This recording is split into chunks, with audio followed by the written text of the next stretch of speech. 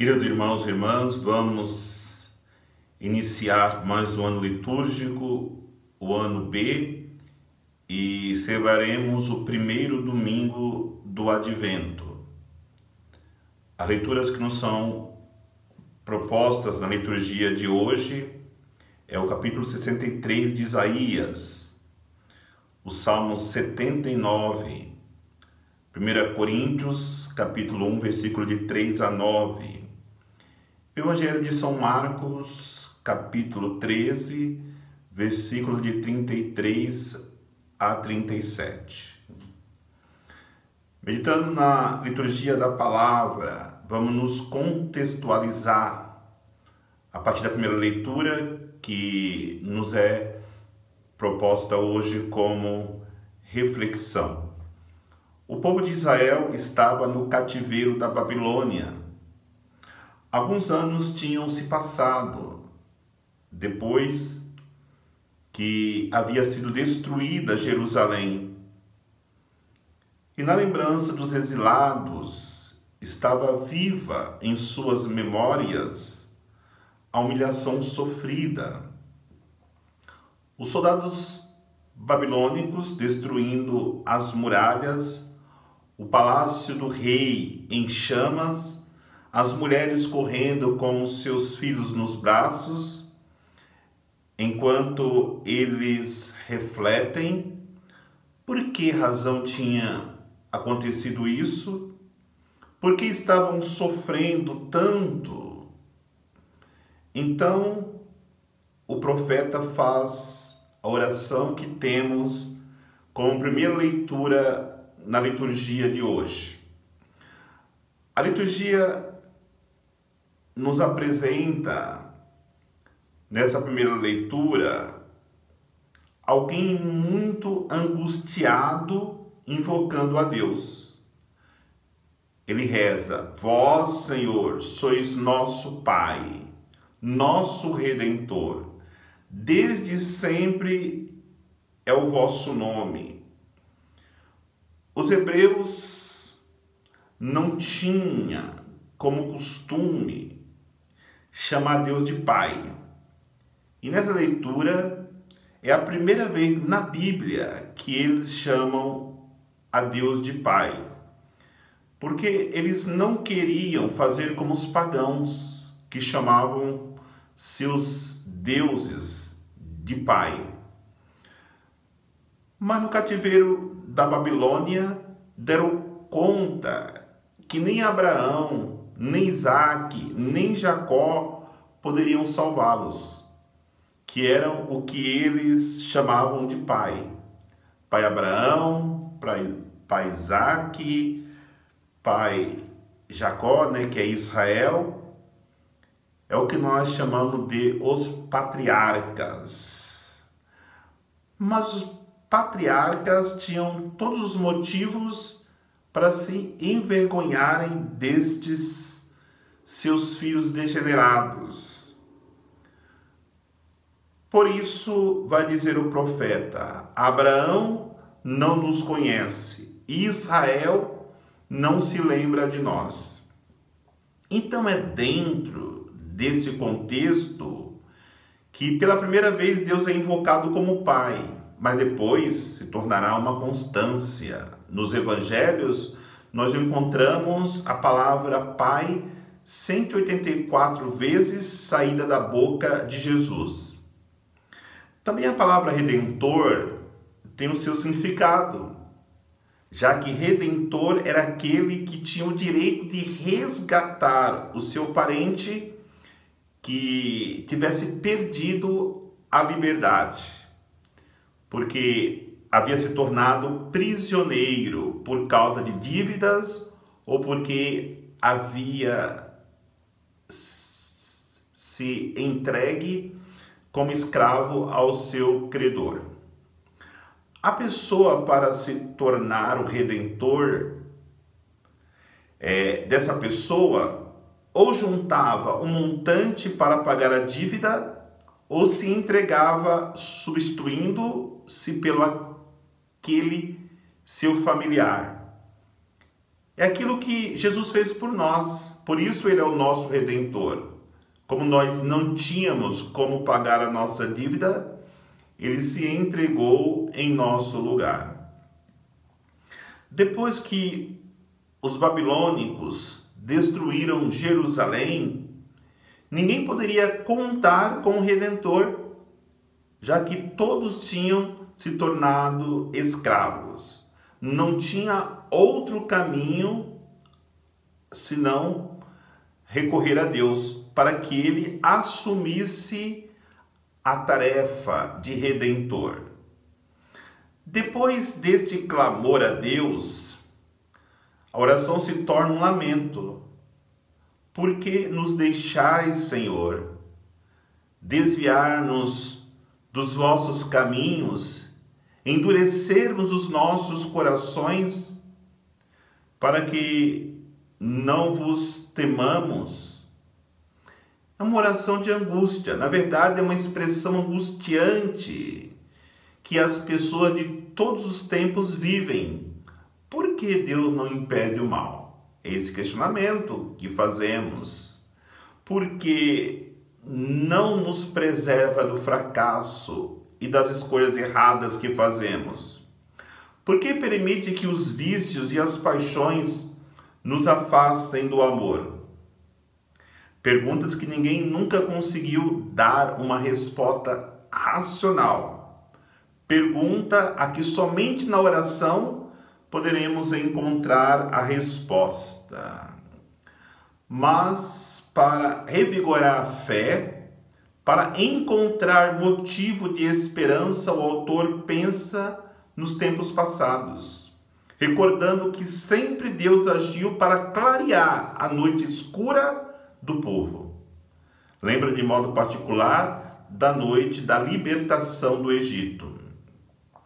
Recolhidos em oração, os exilados relembram a sua história e tomam consciência dos erros cometidos e dizem: estais indignado contra nós porque pecamos.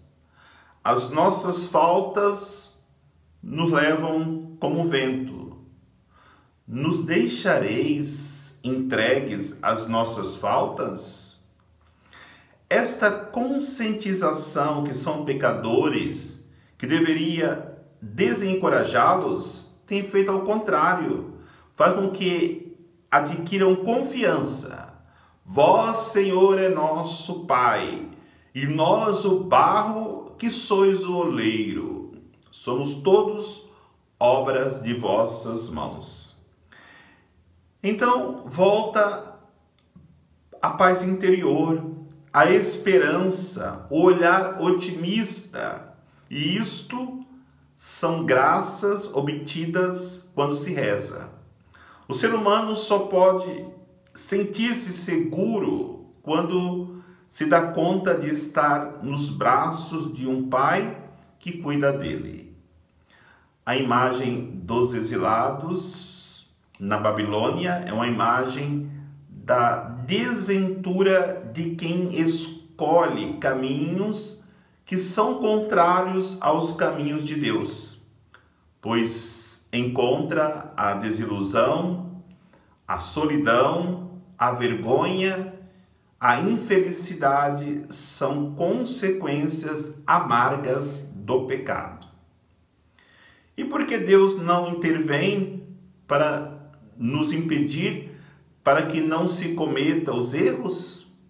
Esta é uma pergunta que também nós nos colocamos, pois Deus, desde que quando criou o ser humano livre, diziam os rabis, os mestres, ele, diminuindo o seu poder, expôs-se ao risco de receber das suas criaturas um não humilhante.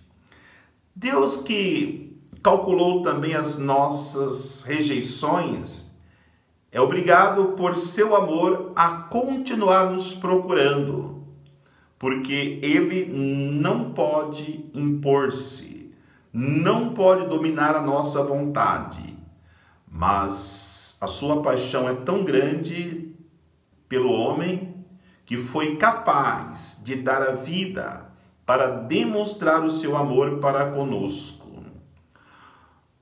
O Evangelho traz como ponto principal de reflexão a palavra vigiai.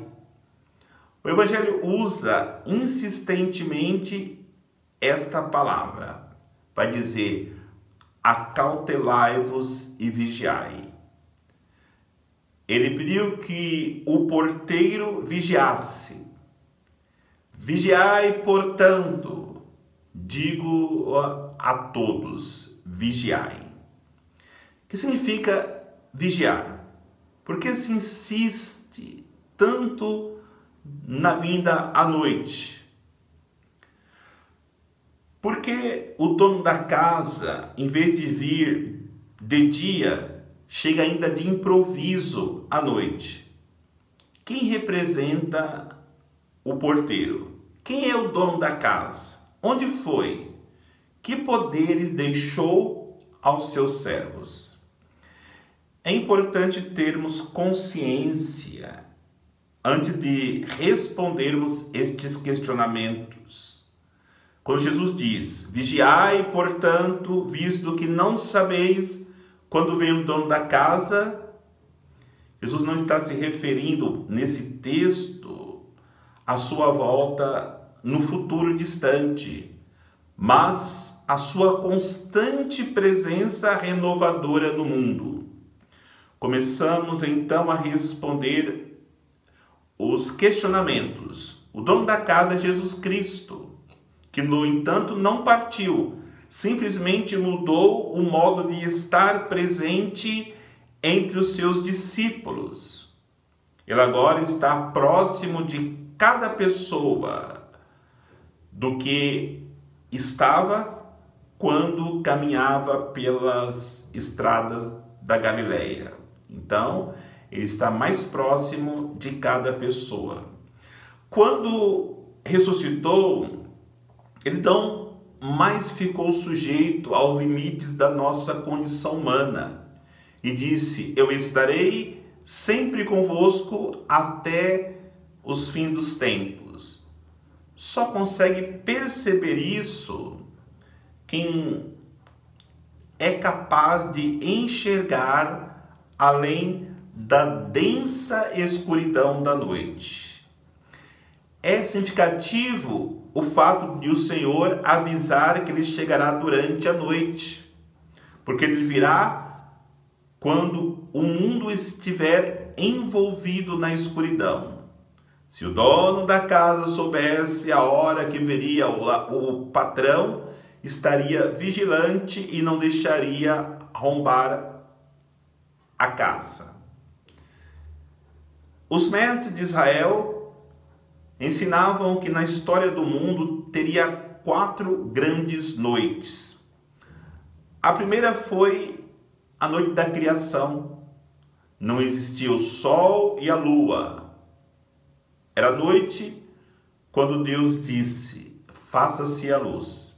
Houve uma segunda noite que Deus estabeleceu uma aliança com Abraão. Sai da tua terra e vai.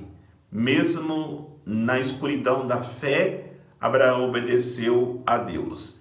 Depois, uma terceira noite, a mãe de todas as noites, que é a noite da libertação do Egito, a noite da vigília pascal, noite da vigília para todos os filhos de Israel, para todo o povo de Deus. E a quarta noite é que Israel esperava essa noite vigilante, a noite que Deus intervirá para criar um mundo novo e implantar o seu reino. Quando o Evangelho fala da vinda do Senhor naquela noite, está falando desta quarta noite. É a nossa noite, é o tempo que vivemos, noite escura, mas esperamos que ela seja iluminada com a chegada do Messias. Quem é vigilante está pronto para acolher o Senhor, que vem e sabe reconhecê-lo em quem procura a paz, o diálogo, a reconciliação. Vê nos pobres, não recorrem à violência, trabalham em favor da justiça, acolhem quem está sozinho e na solidão. Os servos, outro personagem da parábola, simboliza os discípulos empenhados em colocar em prática os projetos do seu Senhor. A cada um é confiada uma tarefa, uma missão, de acordo com as suas capacidades. O porteiro, que deve ser mais vigilante que os outros, simboliza aquelas pessoas que na comunidade têm o encargo dos serviços mais importantes, aqueles que depende o andar da comunidade. O anúncio da palavra, a celebração dos sacramentos, os que apoiam os servos que vacilaram na fé, pois eles têm a obrigação de manter acordados os seus irmãos mais fracos, aqueles que correm o perigo de serem enganados pelo príncipe deste mundo. Queridos irmãos e irmãs, nesse início do ano litúrgico, com o primeiro domingo do Advento, que Deus possa dar-nos um coração vigilante. Que Deus nos abençoe, em nome do Pai, do Filho e do Espírito Santo. Amém.